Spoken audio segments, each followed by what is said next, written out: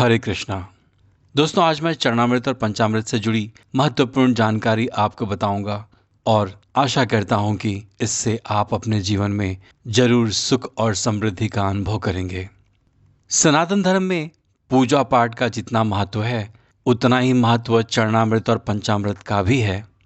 और यह आज से नहीं बल्कि सदियों से है। पूजा पाठ के दौरान चरणामृत और पंचामृत को प्रसाद के रूप में ग्रहण करना शास्त्रों में अनिवार्य बताया गया है। मंदिर में जाने वाले भक्तों को पुजारी अक्सर पंचामृत और चरणामृत प्रसाद के रूप में देते हैं और लोग इसे पाने के लिए घंटों कतार में लगकर प्रतीक्षा भी करते हैं। दोस्तों, चरणामृत या पंचामृत में सम्मिलित होने वाले तत्व हमें इस भौतिक संसार के बारे में भी बहुत कुछ संदेश देते हैं। इनका महत्व इतना ज़्यादा है कि बहुत ही कम लोगों को ये पता है कि चरणामृत और पंचामृत दोनों अलग अलग होते हैं। दोनों को बनाने की विधि अलग है और आयुर्वेद के अनुसार स्वास्थ्य के दृष्टिकोण से भी चरणामृत और पंचामृत सेहत के लिए काफ़ी फायदेमंद होते हैं। आइए जानते हैं इनके शुरुआत की पौराणिक कथा और समझते हैं दोनों के बीच का अंतर। शास्त्रों में कहा गया है, अकाल मृत्युहरणम सर्वव्याधि विनाशनम विष्णु पादोदकम पित्वा पुनर्जन्म न विद्यते।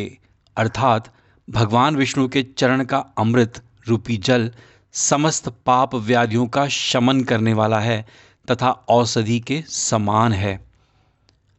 दोस्तों, हम जब भी चरणामृत या पंचामृत सेवन करें करते समय ये श्लोक अवश्य ही दोहराएं या उनका स्मरण करें। आइए जानते हैं चरणामृत और पंचामृत को ग्रहण करने के पीछे की कथा। चरणामृत से संबंधित कुछ पौराणिक गाथाओं में से एक गाथा काफी प्रसिद्ध है जो हमें श्री कृष्ण एवं लाडली राधा रानी जी के अटूट प्रेम की याद दिलाती है। कहते हैं कि एक बार श्री कृष्ण जी काफी बीमार पड़ गए। सभी दवा या जड़ी बूटी उन पर बेअसर साबित हो रही थी। तभी श्री कृष्ण ने स्वयं ही गोपियों से एक ऐसा उपाय करने को कहा जिसे सुन गोपियां दुविधा में पड़ गईं। बीमार अवस्था में श्री कृष्ण ने स्वस्थ होने के लिए गोपियों से उन्हें चरणामृत पिलाने को कहा। उनका मानना था कि उनके परम भक्त या फिर जो उनसे बिना स्वार्थ के अति प्रेम करता है तथा उनकी चिंता करता है, यदि उनके पांव को धोने के लिए इस्तेमाल हुए जल को वे ग्रहण कर लें तो वे निश्चय ही ठीक हो जाएंगे। दूसरी ओर गोपियां और भी चिंता में पड़ गईं। श्री कृष्ण उन सभी गोपियों के लिए बेहद महत्वपूर्ण थे। वे सभी उनके परम भक्त थीं, लेकिन उन्हें इस उपाय के निष्फल होने की चिंता सता रही थी। गोपियों के मन में बार बार यह आ रहा था कि यदि उनमें से किसी एक गोपी ने अपने पांव के इस्तेमाल से चरणामृत बना लिया और श्री कृष्ण को पीने के लिए दिया तो वह परम भक्त का कार्य तो कर देगी, परंतु किन्हीं कारणों से कान्हा ठीक ना हुए तो उन्हें नरक भोगना पड़ेगा। अब सभी गोपियां व्याकुल होकर श्री कृष्ण जी की ओर ताक रही थीं और किसी अन्य उपाय के बारे में सोच ही रही थीं कि वहां कृष्ण की प्रिय लाडली राधा रानी जी आ गईं। अपने कृष्ण को इस हालत में देख के लाडली राधा रानी जी के तो जैसे प्राण ही निकल गए हों। जब गोपियों ने श्री कृष्ण के द्वारा बताया गया उपाय लाडली राधा रानी जी को बताया तो लाडली राधा रानी जी ने एक क्षण भी व्यर्थ करना उचित ना समझा और जल्द ही स्वयं के पांव धोकर चरणामृत तैयार कर श्री कृष्ण को पिलाने के लिए आगे बढ़ीं। लाडली राधा रानी जी जानती थीं कि वे क्या कर रही हैं। जो बात अन्य गोपियों के लिए भय का कारण थी, ठीक वही भय राधा रानी जी को भी मन में था। लेकिन कृष्ण को वापस स्वस्थ करने के लिए वो नरक में चले जाने को भी तैयार थीं। आखिरकार कान्हा ने चरणामृत ग्रहण किया और देखते ही देखते वे ठीक हो गए, क्योंकि वह लाडली राधा रानी जी ही थीं जिनके प्यार और सच्ची निष्ठा से कृष्ण जी तुरंत स्वस्थ हो गए थे। अपने श्री कृष्ण को निरोग देखने के लिए लाडली राधा रानी जी ने एक बार भी स्वयं के भविष्य की चिंता ना की और वही किया जो उनका धर्म था।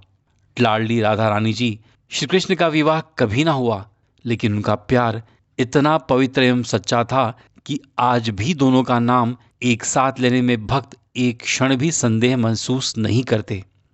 उनके भक्तों के लिए श्री कृष्ण जी केवल लाडली राधा रानी जी के हैं तथा लाडली राधा रानी जी केवल श्री कृष्ण की ही हैं। लाडली राधा रानी जी श्री कृष्ण की इस कहानी ने चरणामृत को एक ऐतिहासिक पहलू तो दिया ही, लेकिन आज भी चरणामृत को श्रीहरि का प्रसाद मानकर भक्तों में बांटा जाता है। तांबे के बर्तन में तांबे के ही चम्मच से थोड़ा मीठा सा यह अमृत भक्तों के कंठ को पवित्र बनाता है। जानते हैं दूसरी पौराणिक कथा। जब भगवान का वामन अवतार हुआ और वे राजा बलि की यज्ञशाला में दान लेने गए, तब उन्होंने 3 पग में 3 लोक नाप लिए। जब उन्होंने पहले पग में नीचे के लोक नाप लिए और दूसरे में ऊपर के लोक नापने लगे, तो जैसे ही ब्रह्मलोक में उनका चरण गया, ब्रह्मा जी ने अपने कमंडल में से जल लेकर भगवान के चरण धोए और फिर चरणामृत को वापस अपने कमंडल में रख लिया। वह चरणामृत गंगा जी बन गई, जो आज भी सारी दुनिया के पापों को धोती हैं। दोस्तों, जब हम बांके बिहारी जी की आरती गाते हैं तो हम ये अवश्य ही कहते हैं कि चरणों से निकली गंगा प्यारी, जिसने सारी दुनिया तारी।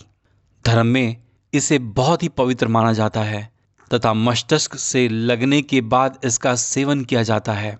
चरणामृत का सेवन अमृत के समान माना गया है। कहते हैं भगवान श्री राम के चरण धोकर उसे चरणामृत के रूप में स्वीकार कर न केवल स्वयं भव बाधा से पार हो गया, बल्कि उसने अपने पूर्वजों को भी तार दिया। चरणामृत का महत्व सिर्फ धार्मिक ही नहीं, चिकित्सकीय भी है। एक पौराणिक मान्यता के अनुसार जो व्यक्ति ईश्वर का चरणामृत पीता है, उसका पुनः जन्म नहीं होता। जल तब तक जल ही रहता है जब तक भगवान के चरणों से नहीं लगता। ईश्वर के चरण का स्पर्श पाते ही वह अमृत रूप में परिवर्तित होकर चरणामृत बन जाता है। भगवान का चरणामृत औषधि के समान माना गया है। चरणामृत का जल हमेशा तांबे के पात्र में रखा जाता है और साथ ही इसमें तुलसी के पत्ते और तिल डाला जाता है। आयुर्वेद के अनुसार इस मिश्रित जल को तांबे के पात्र से ग्रहण करने पर अनेक रोगों का नाश होता है।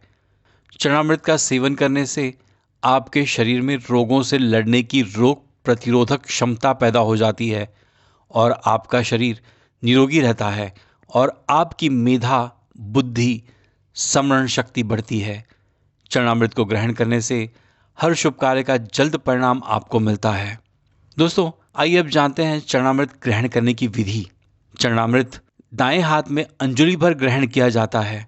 चरण अमृत जल पीकर हमारी अपने सिर पर हाथ फिराने की आदत होती है, जो गलत है, क्योंकि पूजन के बाद प्रवाहित सकारात्मक ऊर्जा जो हमारे शरीर का आभा मंडल आकर्षित करने की कोशिश करता है, बाधित हो जाता है, जिससे हम और भी अधिक नकारात्मक विचारों की ओर प्रवेश करते हैं।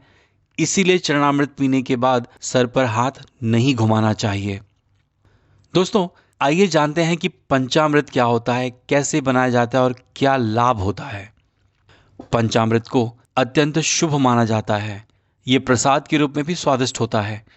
पंचामृत में मिश्रित सभी पदार्थ 33 प्रकार के देवी देवताओं की पूजा में अनिवार्य रूप से प्रयोग में लाए जाते हैं। वेदों के अनुसार पंचामृत मनुष्य के सफल जीवन का आधार होता है। इसका पान करने से ही ईश्वर आशीर्वाद का वरदान देने के लिए विवश हो जाते हैं। इसके साथ उसके सारे कष्टों का निवारण भी हो जाता है।